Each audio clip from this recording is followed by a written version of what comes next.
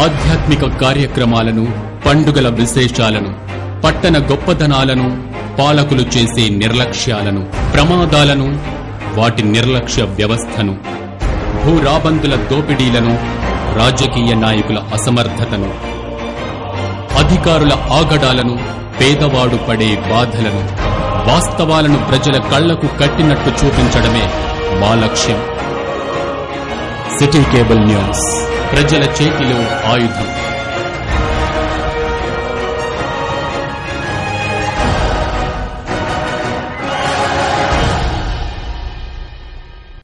నమస్కారం, city bulletin కి స్వాగతం. ముందుగా హెడ్లైన్స్.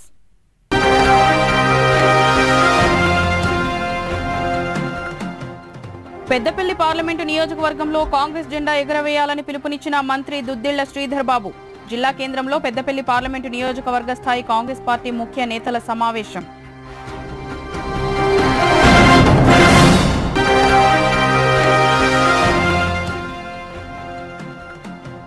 సింగరేణిలో అధిక బొగ్గు ఉత్పత్తిని సాధిస్తూ సంస్థ పురోభివృద్ధికి చెమటోడుస్తున్న కార్మికులకు సంక్షేమ పథకాలు, సౌకర్యాలు మాత్రం అందటం లేదని శ్రమజీవుల ఆవేదన.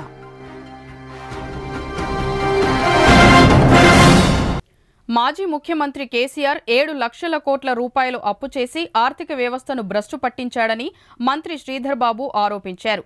పెద్దపల్లి పార్లమెంటు నియోజకవర్గం ముఖ్య నేతల సమావేశం ఆదివారం మంచిర్యాల గోదావరి రోడ్లోని ఓ ప్రైవేటు హాల్లో నిర్వహించారు. ఈ సమావేశానికి రాష్ట్ర మంత్రులు దుద్దిళ్ల శ్రీధర్ బాబు, జిల్లా ఇన్ఛార్జి మంత్రి ధనసరి అనసూయ అలియాస్ సీతక్క హాజరై కార్యకర్తలకు దిశానిర్దేశం చేశారు. ఈ సందర్భంగా మంత్రి శ్రీధర్ బాబు మాట్లాడుతూ పెద్దపల్లి పార్లమెంటులో కాంగ్రెస్ జెండా ఎగురవేయాలని పిలుపునిచ్చారు.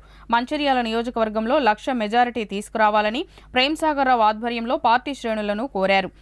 రాష్ట్రంలో కాంగ్రెస్ పార్టీ పవనాలు ఇంకా బలంగా వీస్తున్నాయని మంత్రులు తెలిపారు. 14 సీట్లలో కాంగ్రెస్ అభ్యర్థులు విజయకేతనం ఎగురవేయనున్నట్లు ధీమా వ్యక్తం చేశారు. పార్టీ శ్రేణులు క్షేత్రస్థాయిలో పార్టీని మరింత పటిష్టం చేయాలని, పార్లమెంటు ఎన్నికలతో పాటు భవిష్యత్తులో జరగనున్న స్థానిక సంస్థల్లో కూడా సత్తా చాటాలని పిలుపునిచ్చారు. కాంగ్రెస్ పార్టీపై బీఆర్ఎస్, బీజేపీ పార్టీ నేతలు చేస్తున్న ఆరోపణలను ఎప్పటికప్పుడు తిప్పికొట్టాలని అన్నారు. కాళేశ్వరం ప్రాజెక్టు కుంగిపోతే మాపై ఆరోపణ చేయడం ఏమిటని బీఆర్ఎస్ నేతలను ప్రశ్నించారు. బీఆర్ఎస్ పెద్దలు రైతులను లూటీ చేసి ఇప్పుడేమో రైతుల కోసం ధర్నాలు చేస్తూ ముసలి కన్నీరు కారుస్తున్నారని దుయ్యబట్టారు. కోతల పేరుతో రైతులను దోచుకున్న నేతలు రైతుల గురించి మాట్లాడే అర్హత లేదని ఎద్దేవా చేశారు. లక్షల కోట్ల అప్పు భారం మోపి రాష్ట్ర ఆర్థిక వ్యవస్థను సర్వనాశనం చేశారని ఆరోపించారు. కొత్తగా ఏర్పడ్డ కాంగ్రెస్ ప్రభుత్వం 3 నెలల్లోనే ఆర్థిక వ్యవస్థను గాడిలో పెట్టామని తెలిపారు. అనంతరం మంత్రి సీతక్క మాట్లాడుతూ ఫోన్ ట్యాపింగ్, లిక్కర్ స్కామ్ను పక్కదారి పట్టించేందుకే మాజీ ముఖ్యమంత్రి కేసీఆర్ దొంగ రైతు దీక్షలు చేపిస్తున్నారని ఆరోపించారు. కాంగ్రెస్ ప్రభుత్వంపై తప్పుడు ఆరోపణలు చేస్తే చూస్తూ ఊరుకోమని హెచ్చరించారు. దేశ ప్రధాని మోడీకి అదానీ, అంబానీ తప్ప ఎవరూ కనిపించడం లేదని విమర్శించారు. కేవలం ఎన్నికలు వస్తేనే ప్రజలు గుర్తుకు వస్తారా అని అడిగారు. కాంగ్రెస్ పాలనలో మాత్రమే దేశ ప్రజలకు ఉపాధి, ఆర్థిక, సామాజిక సంక్షేమ ఫలాలు అందాయని ఆమె తెలిపారు.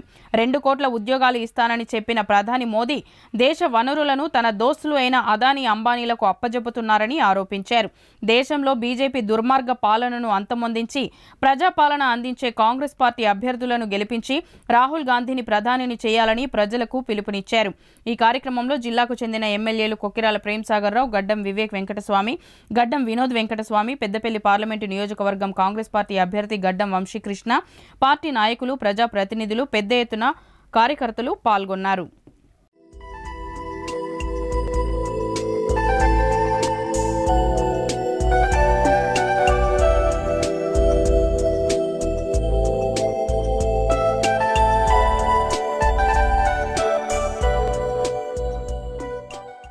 మన కాంగ్రెస్ పార్టీ అభ్యర్థి గడ్డం వంశీ గారిని గెలిపించాల్సిందిగా కోరడానికి యావత్ పెద్దపల్లి పార్లమెంటు నియోజకవర్గానికి సంబంధించిన కాంగ్రెస్ పార్టీ కార్యకర్తలు కాదు, యావత్ ప్రజలందరూ కూడా కోరడానికి మేమందరం కూడా వచ్చాము. యువకుడు, విద్యావంతుడు, చదువుకున్న వ్యక్తి, ఈరోజు సేవ చేయాలి, ప్రజలకు సేవ చేయాలి, తనంతట తానుగా ఏ స్వార్థం లేదు, ప్రజా సేవలోనే నిమగ్నమై ముందుకు నడుస్తామని ఆలోచన చేసిన వ్యక్తిని అఖిల భారత కాంగ్రెస్ కమిటీ మా నాయకురాలు సోనియా గాంధీ గారు, మల్లికార్జున ఖార్గే గారు, రాహుల్ గాంధీ గారు నిర్ణయించింది. ఆ చిరంజీవి వంశీ గారిని మీరందరూ ఆశీర్వాదం ఇవ్వాలని కోరడానికి మేము వచ్చాం. ఒక పరంగా ఆనాడున్న మన నాయకులు వెంకట స్వామి గారి మనవడిగా, అదేవిధంగా డాక్టర్ వివేక్ గారి కొడుకుగా ఈరోజు ఒక పక్షాన వారికి రాజకీయ ఆరోగ్యం దొరికిన ఈరోజు అకుంఠ దీక్షతో ఇక్కడున్న యువతరానికి ఒక స్ఫూర్తిగా నిలబడాలని ఒక ఆలోచన దృక్పథాన్ని మీరు ఆశీర్వదించాలి. సోదరుడు వంశీ బాగా చదువుకున్న వ్యక్తి, యువతకు ఆదర్శంగా నిలబడాలని ఆలోచన చేసి నేను రాజకీయాలకు వస్తానని ముందుకొచ్చిన నేపథ్యంలో వారిని కూడా ప్రోత్సాహం చేయాలి. కేవలం ఈరోజు నేను చెప్తా ఉన్నారు, కొంతమంది రాజకీయ కుటుంబానికి సంబంధించిన వ్యక్తిగా వచ్చారని. ఆయనకు చాలా గొప్ప ప్రావీణ్యత ఉంది. ఒక వ్యాపారవేత్తగా ఒక వాణిజ్య వ్యాపారం చేస్తూ స్వతహాగా పరిశ్రమలు నడుపుతూ అన్ని రీతిలో చిన్న వయసున్న అనుభవం వ్యక్తిగా నేను ఇక్కడ ఉన్న యువతకు సంబంధించి ఇదే మంచిర్యాలలో కానీ, అదేవిధంగా బెల్లంపల్లిలో కానీ, చెన్నూరులో కానీ, అటువైపు ఉన్న ధర్మపురి కానీ, రామగుండం కానీ, పెద్దపల్లి కానీ, మంతరిలో ఆ యువతరానికి సంబంధించి వారికి ఉపాధి కల్పించాలి అనే ఒక ఉద్దేశాన్ని వారు వెల్లడించారు. ఏ విధంగా ఉపాధి కల్పిస్తారు? ఆ తర్వాత వచ్చే ఎన్నికలు మీ ఎన్నికలు, గల్లీ ఎన్నికలు. మరి ఢిల్లీ ఎన్నికలలో ఈ స్టేజ్ మీద ఉన్న మీద మీకు ఏదైనా భిన్నాభిప్రాయాలు ఉండే ఉండొచ్చు, కానీ అక్కడ ఉన్నటువంటి రాహుల్ గాంధీ గారి మీద, అక్కడ ఉన్నటువంటి సోనియమ్మ మీద, అక్కడ ఉన్నటువంటి మల్లికార్జున ఖార్గే గారి మీద మాత్రం మనకు ఎలాంటి భిన్నాభిప్రాయాలు లేవు. ఎందుకంటే ఆది నాయకత్వం. మరి 34 సంవత్సరాల తర్వాత ఒక్కసారి రాహుల్ గాంధీ గారికి, ఇందిరమ్మ కుటుంబానికి ప్రధానమంత్రిగా అయ్యేటువంటి అవకాశం రావాలంటే ఇక్కడ నుంచి మరి మన వంశీ లాంటి సోదరులు మన పార్లమెంట్ నుంచి భారీ మెజార్టీతో మనం గెలిపించి పంపడమే మనం పార్టీకి ఇచ్చేటువంటి గొప్ప గౌరవం అని ఈ సందర్భంగా తెలియజేస్తాం.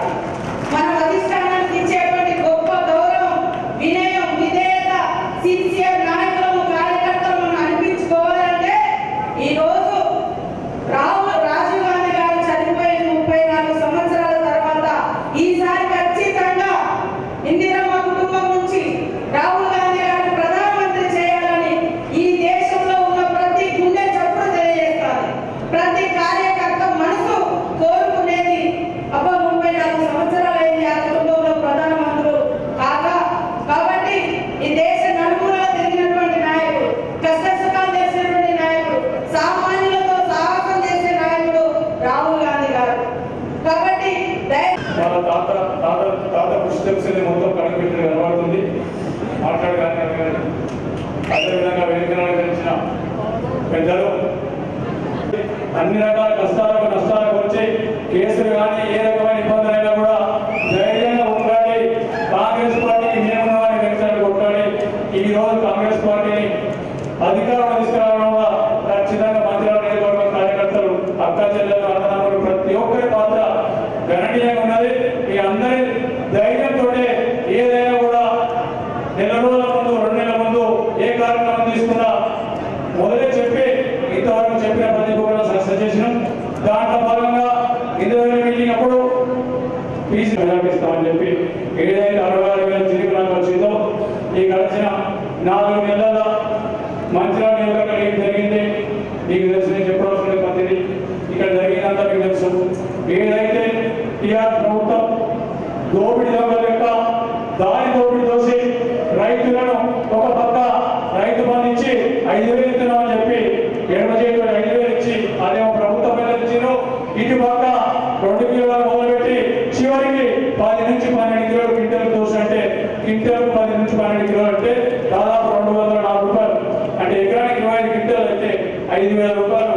అంటే ఎడమ చేతిలో రైతు బంధు ఇచ్చారు, కుడి చేతితోటి కేబుల్ కింద తీసుకున్నారు. ఆ పైసలు ఎక్కడ పోయి తెలియదు. దాదాపు 7 సంవత్సరాల నుంచి ఆ రకమైన దాడితో చేసిన రైతులు చేసినప్పుడు ప్రభుత్వం వచ్చినాక 3వ తారీఖు నాడు ఎన్ని కౌంటింగ్ అయిపోతే 5వ తారీఖు నాడు సంబంధిత అధికారులతో మాట్లాడి అరే అర్జెంట్గా హైదరాబాద్ పోవాల్సిన మాట్లాడి అందరూ ఇష్టపెట్టుకుని చేసినాం. కాబట్టి కాంగ్రెస్ పార్టీ అందరూ మాట్లాడతారని విధంగా ధర్నా చేసిన చెప్పాలి కూడా కొంచెం సమయం కొంచెం మీకు చెప్పేది బాగుంది. కాకా వెంకట స్వామి గారు ఇక్కడ పార్లమెంట్ సభ్యుడిగా ఉన్నప్పుడు సింగరేణి సంస్థ బిఐఎఫ్ఆర్లో ఉన్నప్పుడు 1,00,000 ఉద్యోగాలు కాపాడడానికి ఇప్పుడు బిఐఎఫ్ఆర్ నుంచి తొలగించడం జరిగింది.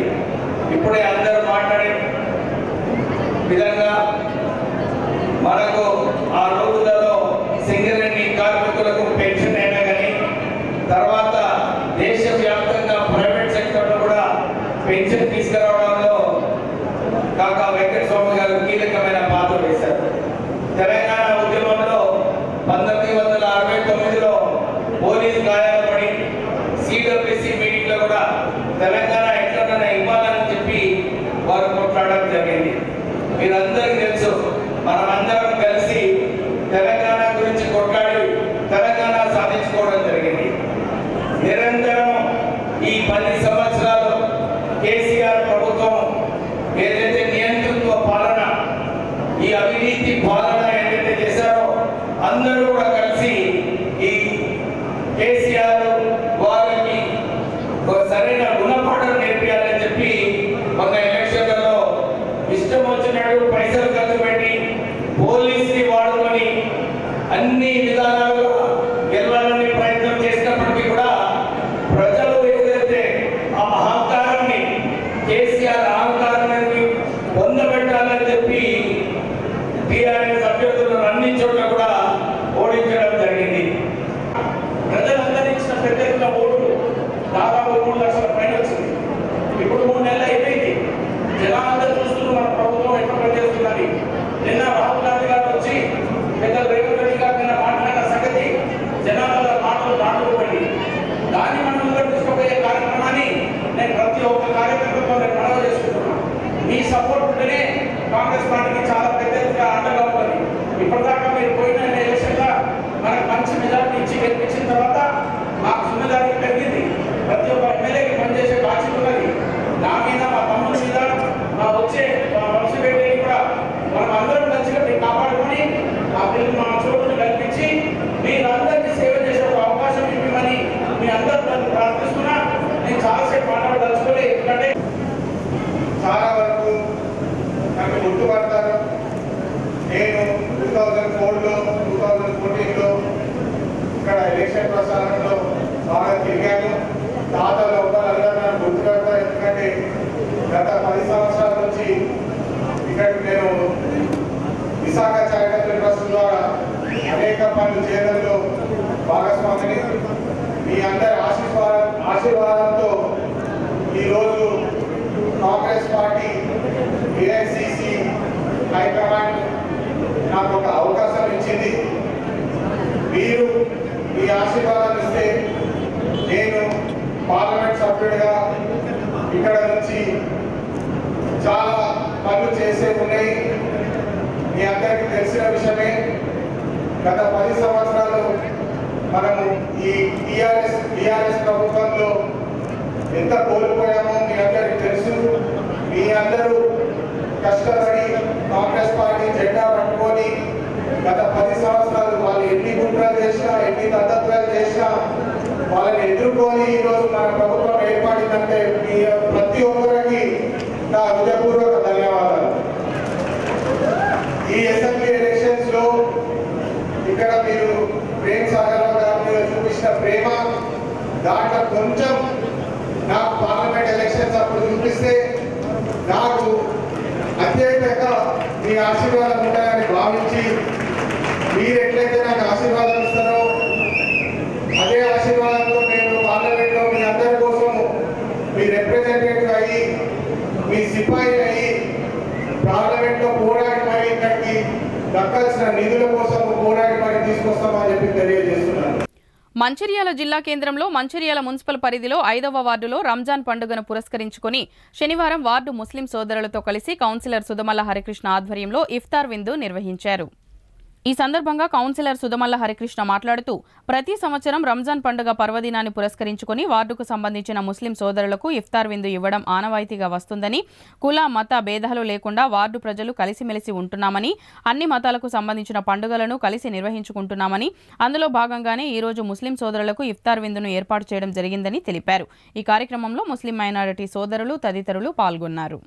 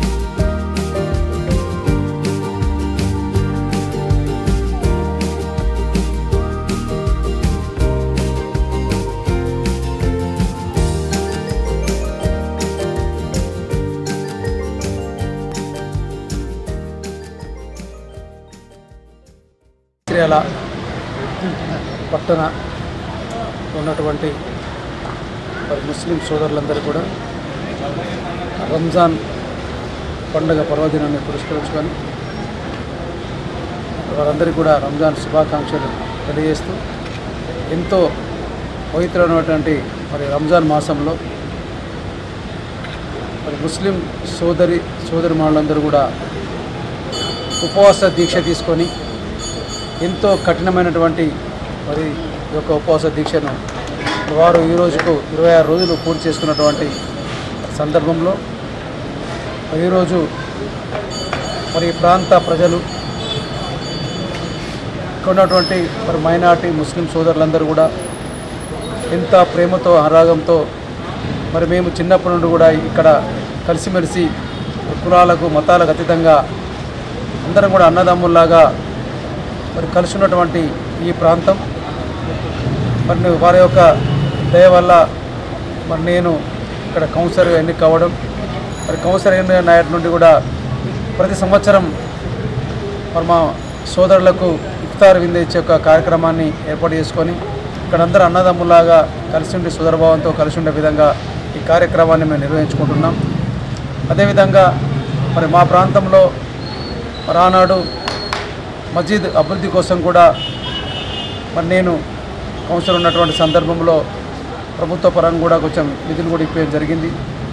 అదేవిధంగా ఇంకా రాబో రోజులలో కూడా ఇక్కడ మదర్సా కానీ మస్జిద్ కానీ ఏ అవసరం ఉన్నా కూడా మనం ప్రభుత్వ పరంగా ఇప్పించే అందుకోసం ప్రయత్నం చేయడం కూడా జరుగుతున్న సందర్భంగా నేను తెలియజేస్తూ ఏదైతే ఇవాళ రంజాన్ మాసంలో ఏదైతే ఉపవాస దీక్ష చేస్తూ ఉన్నారో వారి యొక్క కోస సభ కాదు, ఈ దేశం ఈ రాష్ట్రం సుఖంగా సంతోషంగా ఉండాలనే ఒక లక్ష్యంతోనే వారు ఒక కఠినమైనటువంటి నిబంధనలతో ఉపవాస చేస్తూ మన దేశాన్ని రాష్ట్రాన్ని కూడా మంచిగా ఉండాలని కోరుకుంటున్నటువంటి శుభ సందర్భంలో నేను కూడా అల్లాను ప్రార్థిస్తూ ఉన్నా. భారతదేశం సుఖంగా సంతోషంగా ఉండాలని, ఎలాంటి ఇబ్బందులు లేకుండా ఈ భారతదేశంలో అందరం కూడా అన్నదమ్ములుగా కలిసి ఉండే విధంగా ఈ పాలకులు ఆ విధంగా చూడాలనే సందర్భంగా కోరుకుంటూ రాష్ట్రంలో కూడా ఇప్పటికీ ఇలాంటి విధేయపరలు కూడా అన్నదమ్ములాగా తెలంగాణ రాష్ట్రంలో కొనసాగుతుంది. అదే సంస్కృతిని అన్ని రాజకీయ పార్టీ నాయకులు కూడా కొనసాగించవలసిందిగా మేము కోరుకుంటూ ఏదైతే మరి రంజాన్ పర్వదినాన్ని పురస్కరించుకొని మరి మా ప్రాంతంలో ఇక్కడ ఉన్నటువంటి అందరం కూడా ఎప్పుడు అన్నదమ్ములా కలిసి ఉండి ఏ కార్యక్రమాన్ని కూడా అన్నదమ్ములా కలిసి చేసుకుంటాం కాబట్టి మేము ఇంకా రాబో రోజుల్లో ఇదే సంప్రదాయాన్ని మరి మాతోనే కాకుండా రేపు మా పిల్లలతో కానివ్వండి వాళ్ళందరూ అదేవిధంగా కలిసిమెలిసి ఉండే విధంగా మరి వాళ్ళు కూడా వాళ్ళ పిల్లలకు చెప్పాలని ఎక్కడేమున్నా మరి మా వార్డులో మాత్రం ఇప్పటివరకు ఎలాంటి భేదాలు లేకుండా కలిసిమెలిసి ఉన్న రాబోలో కూడా ఆ అల్లా దేవాల ఇదే విధంగా మరి కొనసాగాలను నేను అల్లాను కూడా ప్రార్థిస్తూ మరి ఈనాటి ఈ కార్యక్రమంలో మరి పెద్ద ఎత్తున తరలి వచ్చి పాల్గొన్నటువంటి మా మైనార్టీ సోదరులందరూ కూడా నేను పేరు పేరున మరి వారికి రంజాన్ పర్వదినాన్ని పురస్కరించి వారికి శుభాకాంక్షలు తెలియజేస్తూ మన హరికృష్ణ గారు నాటికి 26వ రోజు రంజాన్ పండుగ ఉపవాసాలైనాయి కాబట్టి సుఖ సంతోషాల కొద్దీ మా 5వ వార్డు కౌన్సిలర్ సాబు హరికృష్ణ గారు మా అందరికీ ఇఫ్తారు ఇచ్చినారు కాబట్టి అందులో మా వాడలో 5వ వార్డు కానీ మరి 18వ వార్డు కానీ ఈ వార్డులలో మాకు ఎలాంటి కుల మత భేదం అన్నది ఏం లేదు. మేము అందరం అన్నదమ్ముల్లాగా ఐకమత్యంగా కలిసిమెలిసి ఉంటాం. వాళ్ళ పండుగలు కానీ వాళ్ళది మాది రంజాన్ కానీ మాది బక్రీద్ కానీ మాది మొహరం కానీ మళ్ళీ దసరా కానీ దీపావళి కానీ వాళ్ళకు మేము శుభాకాంక్షలు చెప్తాం, మాకు వాళ్ళు శుభాకాంక్షలు చెప్తారు. ఉగాదికి కానీ ఎలాంటి కానీ ఎల్లప్పుడూ మేము ఇదే విధంగా అన్నదమ్ముల్లాగా ఎల్లప్పుడూ కలిసిమెలిసి ఉంటామని సింగరేణి సంస్థలో అన్ని రకాల శ్రమ కోర్చి ఉత్పత్తి సాధన కోసం అహర్నిశలు శ్రమిస్తూ దేశ అవసరాల కోసం విద్యుత్తును అందించే సంస్థలకు బొగ్గు సరఫరా చేయడంలో సింగరేణిది కీలక పాత్ర. అలాంటి సింగరేణిలో ప్రతి సంవత్సరం టార్గెట్లు పెంచుతూ ఉత్పత్తిని సాధిస్తూ సంస్థ పురోభివృద్ధి కోసం చెమటోడుస్తున్న కార్మికులకు సంక్షేమ పథకాలు మాత్రం అందటం లేదు. ఇంతటి శ్రమజీవులకు సైతం ఇన్కమ్ ట్యాక్స్ నుంచి మినహాయింపు లేదు సరికదా.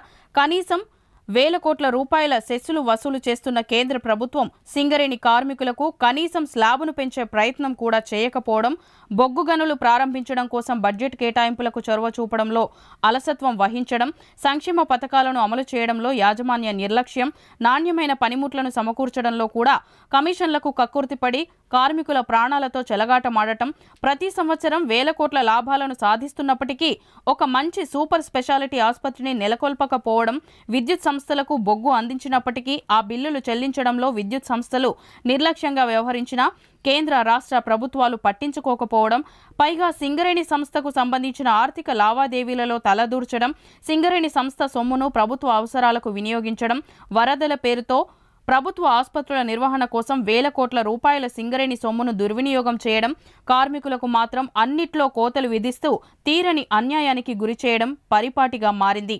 బొగ్గు పరిశ్రమలో నిత్యం ప్రమాదాలు జరుగుతూనే ఉంటాయి. అందుబాటులో అంబులెన్స్ సౌకర్యాలు ఉండవు, మంచి ఆసుపత్రి ఉండదు. వేల కోట్ల రూపాయలు ప్రైవేటు ఆసుపత్రులకు ధారాదత్తం చేయడం, తీవ్రమైన ప్రమాదాలు జరిగినప్పుడు పెద్దాసుపత్రులకు పంపించడం, ఆసుపత్రులకు చేరుకునే లోపే ఎంతో మంది కార్మికులు ప్రాణాలు కోల్పోవడం, ఆ కుటుంబాలు వీధి పాలవడం సర్వసాధారణం. ఈ సంవత్సరం కూడా సింగరేణి 70 మిలియన్ టన్నుల బొగ్గు ఉత్పత్తి సాధించి అగ్రగామిగా నిలిచింది. ఇప్పటికైనా సింగరేణి కార్మికుల సంక్షేమాన్ని పరిగణలోకి తీసుకొని అధికారులకు చెల్లిస్తున్న మాదిరిగా కార్మికులకు కూడా చెల్లించాలని, రిటైర్మెంట్ అనంతరం మెడికల్ కార్డుల ద్వారా పొందే వైద్యంలో అధికారులకు 25 లక్షలు, కార్మికులకు 8 లక్షలు అనే వ్యత్యాసాన్ని తొలగించాలని, ఇన్కమ్ ట్యాక్స్ నుంచి మినహాయింపునిచ్చే ప్రయత్నం చేయాలని, అన్ని రీజియన్లలో సూపర్ స్పెషాలిటీ ఆసుపత్రులు నెలకొల్పి అన్ని రకాల వైద్య సౌకర్యాలు అందుబాటులో ఉండేటట్టు చర్యలు చేపట్టాలని, కుంభకోణాలకు పాల్పడ్డ అధికారులను కంపెనీ నుండి తొలగించాలని, ప్రమాదాల పట్ల నిర్లక్ష్యం వహిస్తున్న అధికారులపై తక్షణ చర్యలు తీసుకునే విధంగా రక్షణను పటిష్టపరచాలని, ఎప్పుడో సింగరేణి నిర్మించిన మంచి గృహ సౌకర్యం కల్పించాలని, సంక్షేమ పథకాలను మెరుగుపరచాలని, ప్రతి నెల ఆసుపత్రుల్లో దీర్ఘకాలిక వ్యాధులకు గురైన కార్మికులకు నాణ్యమైన మందులు అందుబాటులో ఉంచాలని, నాసిరకం మందుల కొనుగోలు నిలిపివేయాలని, కార్మిక కాలనీల చుట్టూ అధికారుల కాలనీలకు నిర్మించినట్లు ప్రహారీ గోడలు నిర్మించాలని, నాణ్యమైన రక్షణ పరికరాల కొనుగోలుకు ప్రాధాన్యత ఇవ్వాలని, కమిషన్ల పేరుతో దుబారాకు పాల్పడుతున్న లోకల్ పర్చేస్ విధానాన్ని రద్దు చేయాలని, ప్రతి గనిపై అంబులెన్స్ సౌకర్యం కల్పించాలని శ్రమజీవులైన కార్మికులు సింగరేణి యాజమాన్యాన్ని, పాలక ప్రభుత్వాలను కోరుతున్నారు. డ్రైనేజీల నిర్వహణకు ప్లాస్టిక్ పైపులకు బదులు మట్టితో తయారు చేసిన SWG పైపులను వాడాలని, తద్వారా పర్యావరణాన్ని రక్షించుకోవాలని SWG పైపుల తయారీ ఫ్యాక్టరీస్ అసోసియేషన్ విజ్ఞప్తి చేసింది. ఎస్డబ్ల్యూజీ ఫ్యాక్టరీస్ అసోసియేషన్ రాష్ట్ర అధ్యక్షులు వరప్రసాదరావు మాట్లాడుతూ దేశంలో ఎస్డబ్ల్యూజీ పైపుల తయారీ ఎక్కువగా మన తెలంగాణ రాష్ట్రంలోనే జరుగుతుందని, కానీ ప్రస్తుత నూతన ప్రపంచంలో మట్టి పైపుల స్థానంలో ప్లాస్టిక్ ఫైబర్ పైపులను వాడుతున్నారని, ప్లాస్టిక్ పైపుల వలన పర్యావరణానికి హాని కలుగుతున్నదని వారు తెలిపారు. ఎస్డబ్ల్యూజీ పైపుల తయారీదారులను రక్షించాలంటే రాష్ట్ర ప్రభుత్వం కూడా చొరవ తీసుకుని జీహెచ్ఎంసీ మున్సిపాలిటీలు మరియు గ్రామ పంచాయతీలలో డ్రైనేజీ వ్యవస్థ నిర్వహణకు ఎస్డబ్ల్యూజీ పైపుల్ని వాడే విధంగా ఆదేశాలు జారీ చేయాలని వారు విజ్ఞప్తి చేశారు. ఎస్డబ్ల్యూజీ పైపులు కూడా 150 సంవత్సరాల వరకు మన్నిక కలిగి ఉంటాయని, ఈ పైపులను విరివిగా ఉపయోగించి పర్యావరణాన్ని రక్షించడమే కాకుండా మట్టి పైపుల తయారీ ఫ్యాక్టరీలను ప్రోత్సహించాలని వారు కోరారు. బులెటిన్ ముగించే ముందు మరోసారి ముఖ్యాంశాలు.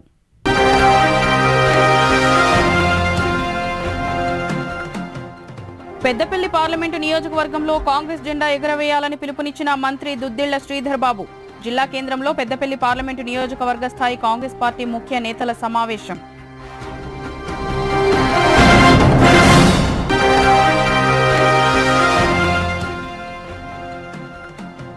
సింగరేణిలో అధిక బొగ్గు ఉత్పత్తిని సాధిస్తూ సంస్థ పురోభివృద్ధికి చెమటోడుస్తున్న కార్మికులకు సంక్షేమ పథకాలు, సౌకర్యాలు మాత్రం అందటం లేదని శ్రమజీవుల ఆవేదన.